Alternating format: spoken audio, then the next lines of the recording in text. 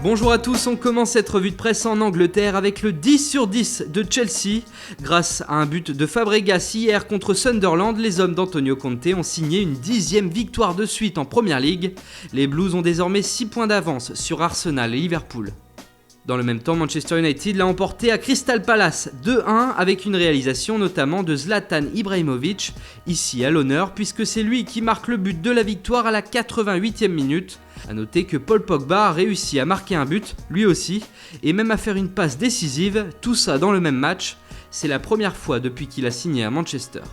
Du côté du Mirror, on ne retient qu'un seul fait de cette rencontre. Comme à son habitude, Marcos Rojo a fait profiter de son talent pour les tacles de pied décollés et n'a pris qu'un carton jaune.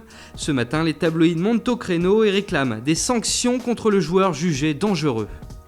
En Italie, le Corriere dello Sport a décroché une interview de Dybala dans laquelle il affiche notamment son ambition et l'ambition de son club.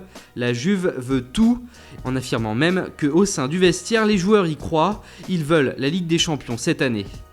Cap maintenant sur l'Espagne avec le journal Super Deporte qui annonce la couleur pour le mercato de Valence. Le club cherche un numéro 9 pour cet hiver et les dirigeants valencians ont sondé plusieurs joueurs dont Nicolas Kalinic, Simone Zaza et l'ancien Marseillais Michy Batshuayi, en manque criant de temps de jeu à Chelsea.